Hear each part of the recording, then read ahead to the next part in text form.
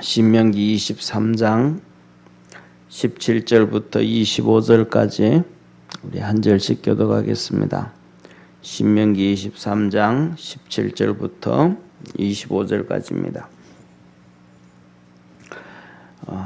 이스라엘 여자 중에 창기가 있지 못할 것이요 이스라엘 남자 중에 미동이 있지 못할지니 창기의 번동과 개 같은 자의 소득은 아무 서원하는 일로든지 내 하나님 여호와의 전에 가져오지 말라. 이 둘은 다 내 하나님 여호와께 가정한 것임이니라. 내가 형제에게 꾸이거든 이식을 취하지 말지니 곧 돈의 이식, 식물의 이식, 무릇 이식을 낼 만한 것에 이식을 취하지 말 것이니라. 타국인에게 내가 꾸이면 이식을 취하여도 가하거니와 너희 형제에게 꾸이거든 이식을 취하지 말라. 그래야면 내 하나님 여호와께서 내가 들어가서 얻을 땅에서 내 손으로 하는 범사의 복을 내리시리라. 내 하나님 여호와께 서원하거든 갚기를 더디하지 말라. 내 하나님 여호와께서 반드시 그것을 내게 요구하시리니 더디면 내게 죄라. 내가 서원치 아니하였으면 무죄하리라마는 내 입에서 낸 것은 그대로 실행하기를 주의하라. 무릇 자원한 예물은 내 하나님 여호와께 내가 서원하여 입으로 언약한 대로 행할지니라. 내 이웃의 포도원에 들어갈 때에 마음대로 그 포도를 배불리 먹어도 가하니라. 그러나 그릇에 담지 말 것이요. 우리 25절 합독하겠습니다. 내 이웃의 곡식밭에 들어갈 때에 내가 손으로 그 이삭을 따도 가하니라. 그러나 내 이웃의 곡식밭에 낯을 대지 말지니라. 아멘. 오늘 여기 하나님께서 우리에게 하시는 말씀은 살아가면서 가장 기본적인 몇 가지를 또 말씀을 하셔요. 생활 중에서 첫 번째 이스라엘 백성들 가운데는 창기는 안 된다. 창기가 없게 해라. 그다음에 여기 보면 17절에 남자 중에 미동이 있지 못할지니라 하셨거든요. 그러니까 우리는 창기라는 건 뭐 다 이해가 되잖아요. 그죠? 그다음에 미동도 똑같은 거예요. 창기와 같은 말. 이건 남자를 얘기하는 거예요. 그러니까 보통 우리가 얘기하면 뭐 창기하면 쉽게 말하면 뭐 아줌마라든지 할머니들은 없잖아요. 창기하면 전부 다 이렇게 젊은 사람들이 주를 이루잖아요. 그런 것처럼 여기에서도 남자 미동해도 똑같은 거예요. 그러니까 젊은 남자들이 여자는 창기처럼 남자는 또 젊은 남자가 뭐 이렇게 요새 우리말로 하면 뭐 제비라 그럴까요? 예, 그런 없애라 그거 있으면 안 된다. 그리고 그다음에 더 나아가서는 뭐라고 하시냐면 이 창기가 그렇게 해서 뭐 예를 들면 남자들은 이렇게 젊은 남자들은 쉽게 말하면 막노가다 판에 가서 일을 하든지 뭐 하든지 일을 할 수 있잖아요, 그죠? 그런데 그 여자 같은 경우에는 그런 일거리가 정말로 없는 경우가 많아요. 그래서 어쩔 수 없이 옛날 같은 경우에도 보면 가족들을 먹여 살리고 뭐 동생들 먹여서 부모가 없는 고아들 같은 경우에는 제일 언니라든지 누나가 그렇게 몸 팔면서까지도 아이들 동생들 뒷바라지하고 학교 교육 공부시키고 그런 경우도 간혹 있단 말이에요. 어쩔 수 없이.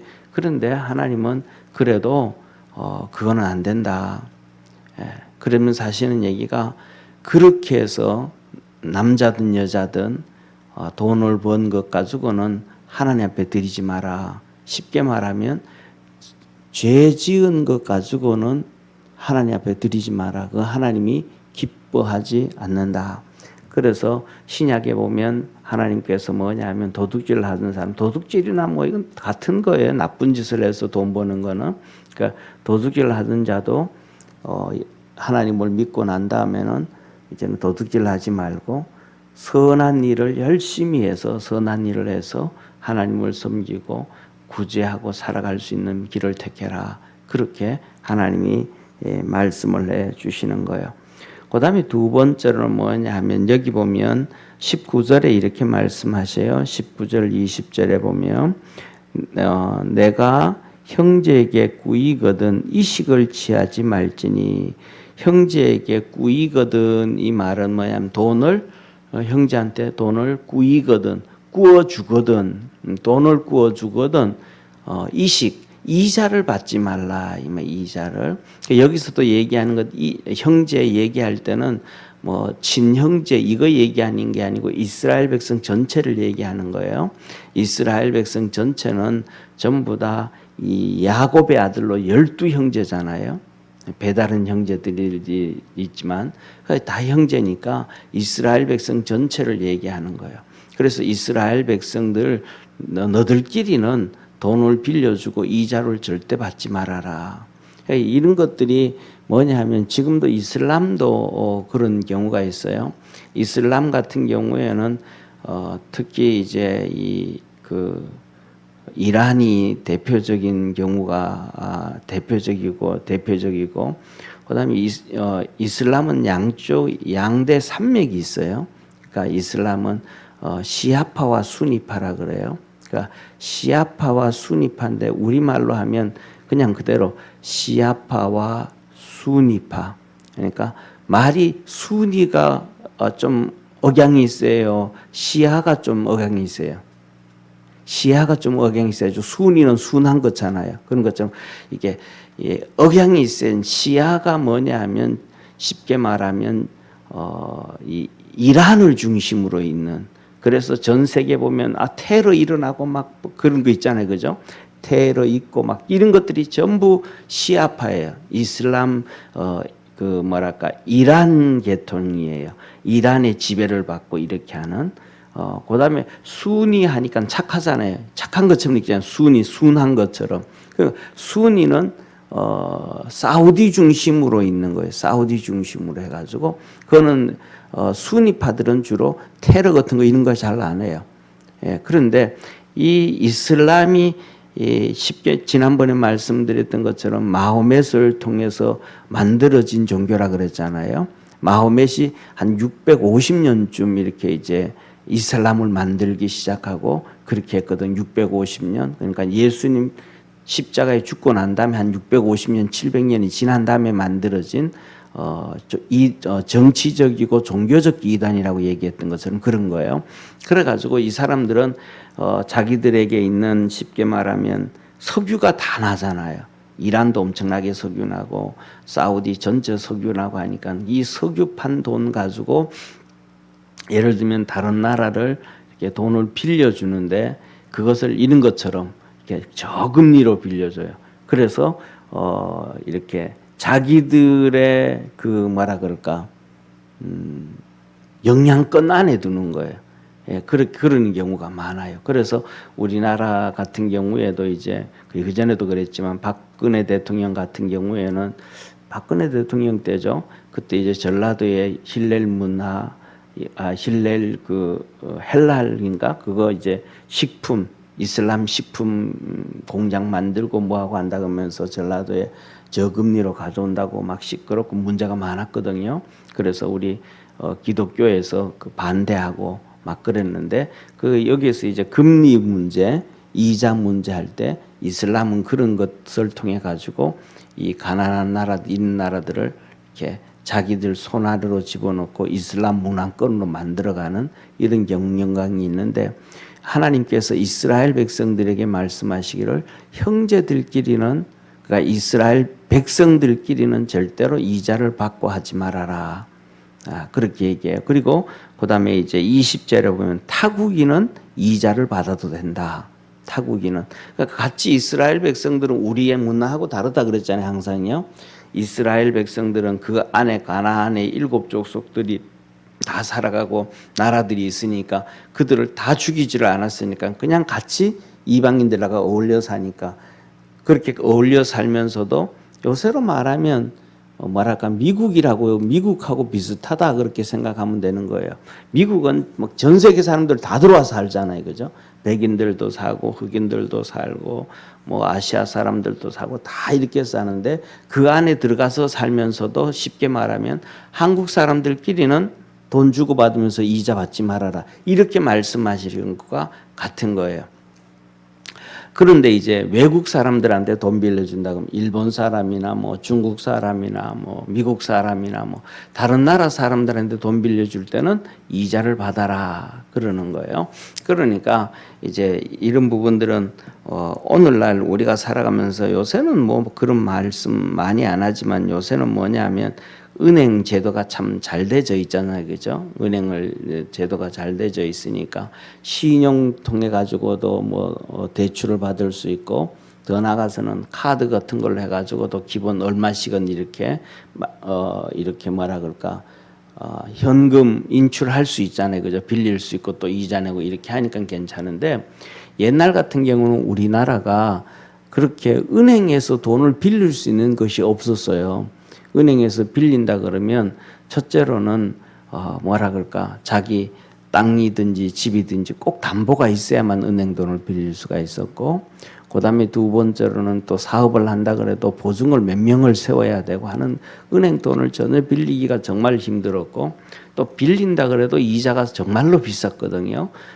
제가 개척할 때 25년 전에 은행의 금리가 뭐냐면 보통 일반 이렇게 금리가 은행에서 돈을 빌릴 때 13.5%였어요. 그러니까 엄청나게 센 거죠.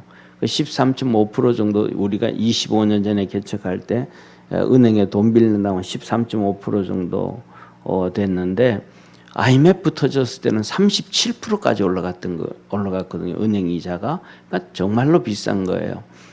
그러다 보니까 이제 그때는 전부 다 아는 사람한테 돈 빌리는 게 많았잖아요. 사람과 사람 사이에서. 그러니까 그러다가 보니까 교회에서 문제가 생기니까 그 옛날에는 뭐 목사님들이 절대로 교인들끼리는 돈 거래하지 말아라. 그거 가지고 계속 문제가 터지니까 돈 빌리는 사람은 어려운 사람들이잖아요, 그죠? 예, 그러다 보니까 그렇게 하지 말아라. 그러는데 이제 이런 부분들을 성경에서도 보면 아니 이스라엘 백성들끼리 돈 빌려주고 할 때는 이자 받지 말라 이 말은 다른 말로 하면 성도들끼리 할 때는 돈 빌려주고 이렇게 할 때 돈 이자 받으면 안 된다는 견해하고 같잖아요. 같은 예수 신앙 안에 있는 사람들이니까. 그러니까 이런 부분들이 더 막 문제가. 그런데 이 부분들은 뭐냐면 돈 빌린 사람이 이자를 안 줘도 된다 이 말이 아니고 돈 빌려준 사람이 한테 하시는 거예요. 돈 빌려준 사람한테 하나님께서 너 이자 받지 마라 이렇게 말씀하시면서 그렇게 하면 네가 손으로 하는 일에 모든 복을 주겠다 이렇게 말씀을 하셨는데 제가 생각하기에는 좀 이 말씀을 보면 돈 빌려주는 사람은 쉽게 말하면 어떤 마음을 가지고 있어야 되냐 하면 여기 본 말씀처럼 이자를 안 받는 마음 더 나아가서는 내가 돈 띈다 이런 마음을 가지고 빌려줘야 되어지지 그렇지 않으면 안 된다. 그 다음에 돈 빌리는 사람 입장에서는 뭐냐 하면 철저하게 내가 뭐냐 하면 정말로 이자도 다 갚고 나중에는 원금 다 갚을 때는 정말로 내가 어려울 때 도움을 받았으니까 선물이라도 사서 드려야 된다. 내 어려울 때 도와줘서 이런 각자의 마음을 가지고 있어야지 상대방의 마음을 가지고 이자 받지 말라 그랬지 않냐 하고 이런 식으로 하면 안 된다는 거예요.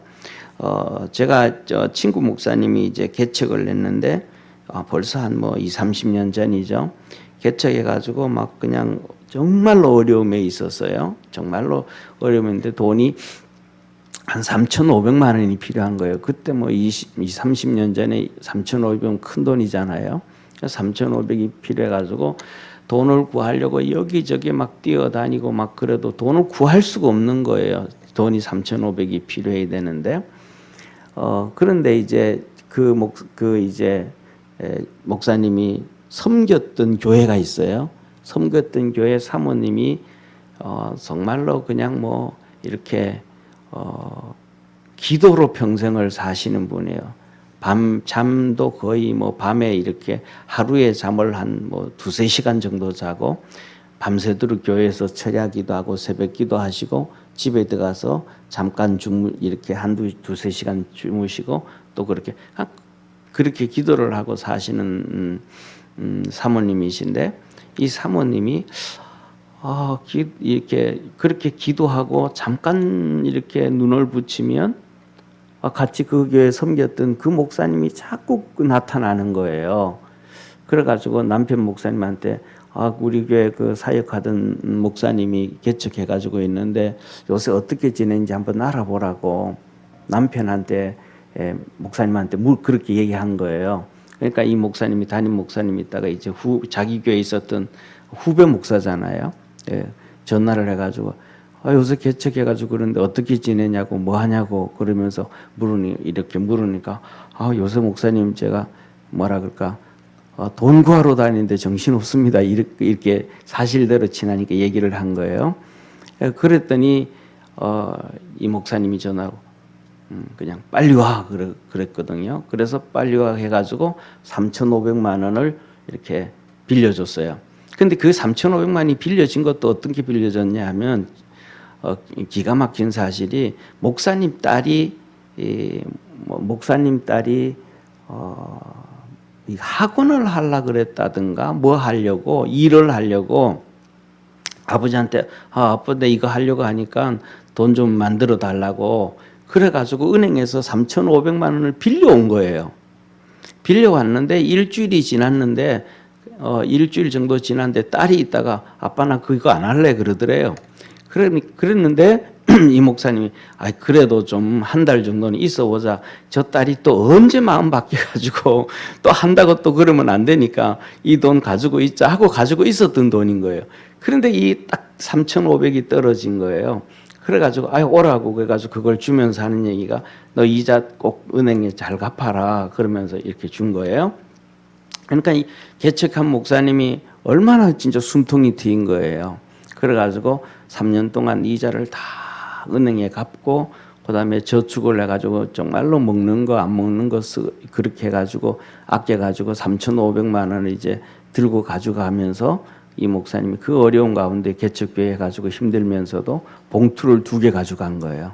그래서 100만 원씩 넣어가지고 봉투 2개를 가져가가지고 목사님한테 3,500만 원 갚고 그러면 이제 그거 가지고 이제 둘이 목사님하고 가서 은행에 가서 3,500원 갚은 거죠. 목사님도 빌린 거니까 이렇게 갚고 그다음에 100만 원씩 봉투 2개 가져갔던 거를 이제 목사님하고 사모님하고 목사님 양복 하나 해부으시라고 사모님 또 옷 하나 뭐 하나 사 입으시라고 하고 이제 사모님이 기도하면서 이제 그렇게 일이 되어졌으니까 그렇게 했다고 그 얘기를 들었는데 우리가 살아가면 그렇게 살아가야 되는 거예요. 돈 빌린 사람은 그 은행 이자도 다 갚고 이자도 주고 마지막에는 자기가 어려웠을 때 정말로 힘들었을 때 도와줬으니까 그걸 잊어버리면 안 되는 거죠.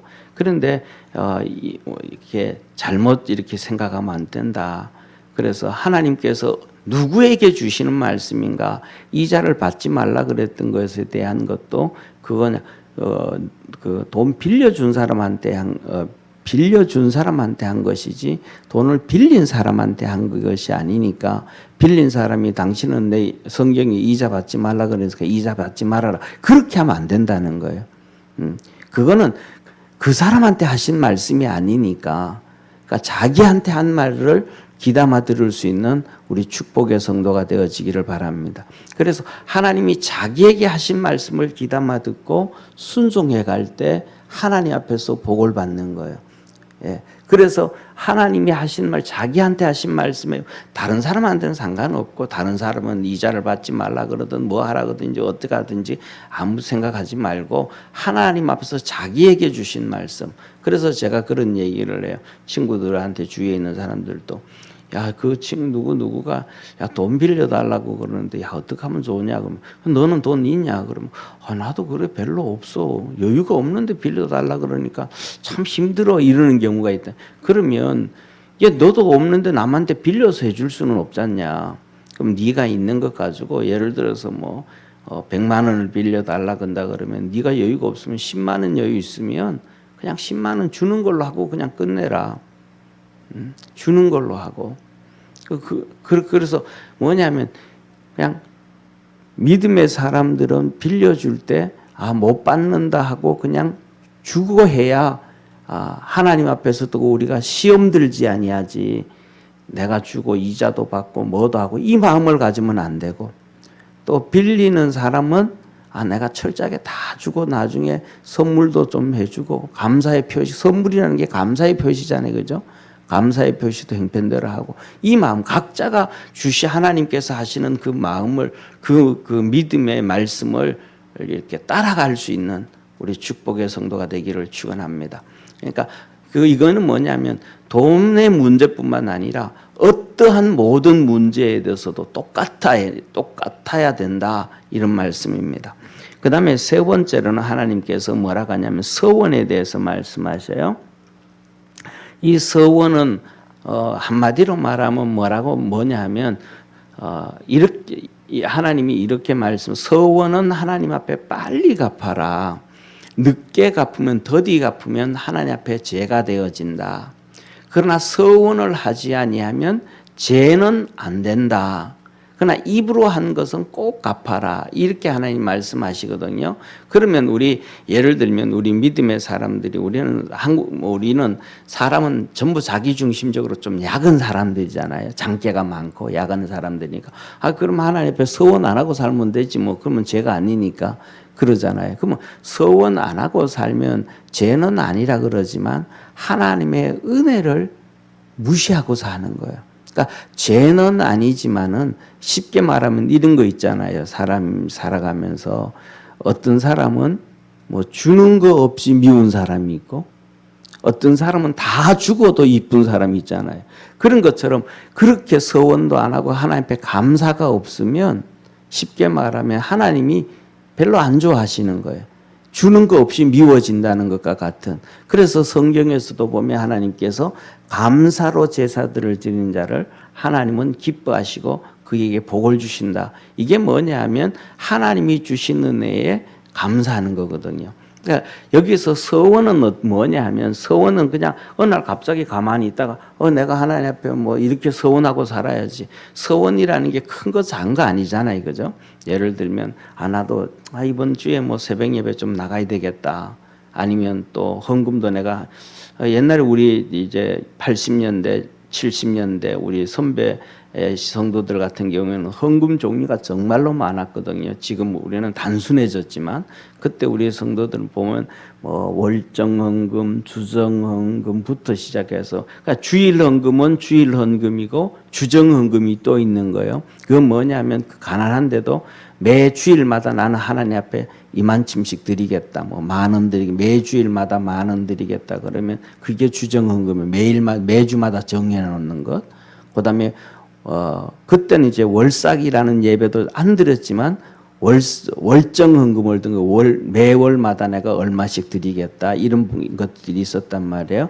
감사 헌금과 주일 헌금 빼놓고도 그런 것처럼 이렇게 자기 나름대로 그렇게 서원하고 사는 거예요. 그렇게 뭐 이런 식으로 저런 식으로 다 이렇게 큰 거든 작은 거든 그렇게 하는데 그렇게 서원 안 하고 살면 죄가 아니지 뭐 이렇게 되기는 하는데 이 서원을 언제 하냐면 하나님 앞에 은혜 입었을 때 서원이 되는 거잖아요. 정말 하나님의 은혜가 너무 크다. 하나님은 이걸 이렇게 축복해 주셨고 이렇게 도와주셨네. 하나님 내게 이런 은혜 주셨으니까 내가 하나님 앞에 이렇게 헌금 드려야지. 이런 마음이 들잖아요. 그러니까 은혜를 받았을 때 그런 마음이 생겼으니까 시간이 지나고 나면 그 은혜가 없어져 버리면 하나님 앞에 드리는 것이 아까워진다는 거예요. 그러니까 마음이 벌써 하나님의 은혜 안에서 떠나버린 거예요. 그러니까 하나님은 그건 너 잘못됐다 그렇게 말씀하시는 거죠. 그러니까 우리가 은혜를 받았을 때 마음이 결정이 되어지면 그걸 그대로 빨리 실행을 옮기고서 살아라. 크든 작든 그것이 하나님 앞에서 축복이고 귀한 것이다 라고 얘기하는 것입니다.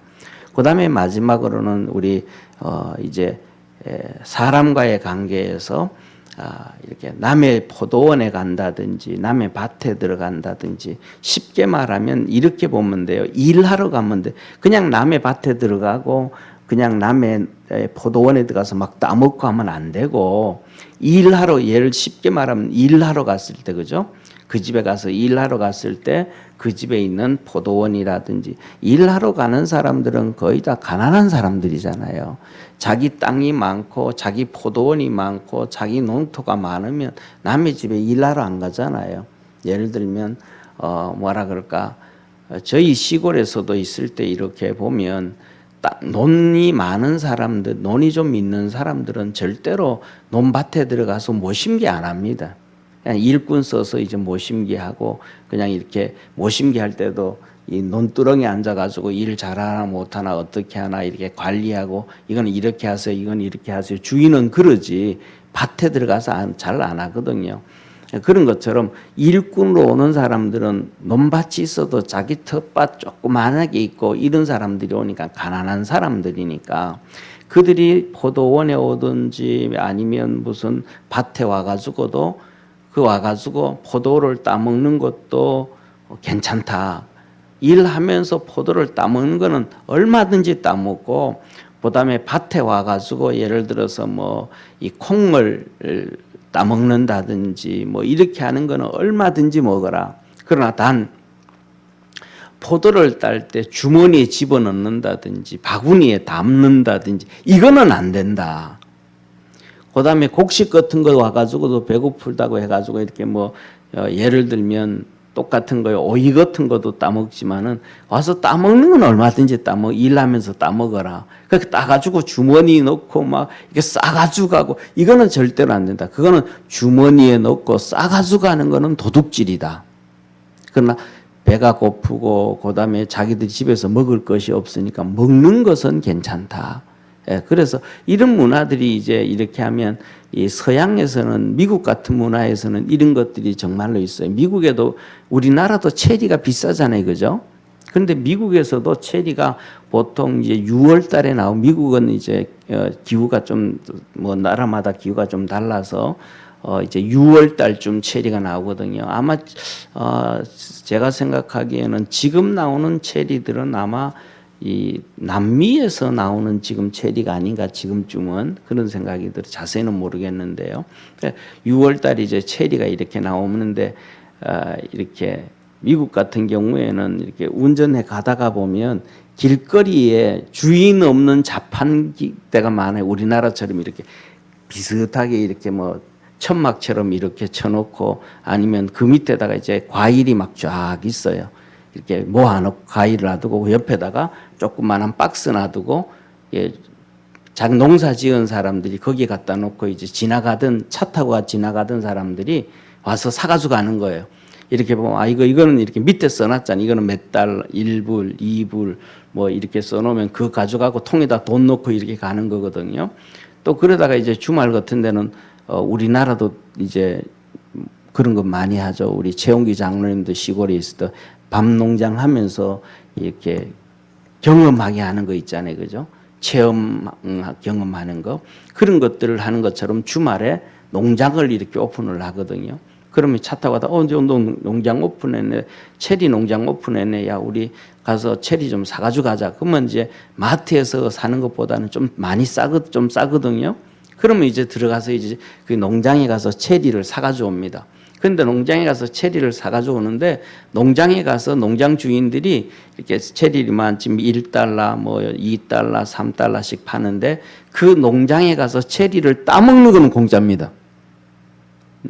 이 성경 문화를 그대로 서양의 예수 믿는 사람들은 지금 안 믿는 사람들도 똑같이 그 옛날에 미국의 기독교 문화를 이걸 성경대로 살아가는 그러니까 그냥 말씀은 말씀이고 생활은 다르고 아니고 하나님이 말씀해 준 것을 생활에 그대로 옮기며 사는 사람들이 상당히 이 미국 문화 가운데서는 많습니다. 그래서 지나가도 주말에 이렇게 들어가서 농장에 들어가면 그냥 따먹는 거는 공짜고 그다음에 자기가 따가지고 이만큼 나오면 근수 달아가지고 이거 얼마입니다 하고 이제 사가지고 오거든요.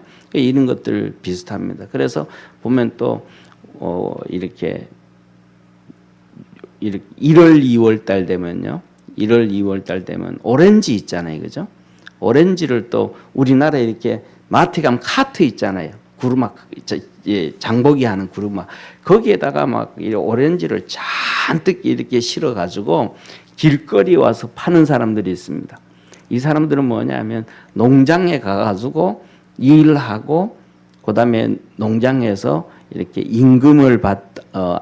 임금 대신 오렌지를 가져온다든지 옵니다. 그래서 와서 팔면 농장에서 임금한 것보다 더 많이 받을 수 있으니까 이만큼 자루에 넣어가지고 2달러, 3달러 뭐 옛날에는 그랬어요. 그래서 그런 것들을 팔았어요.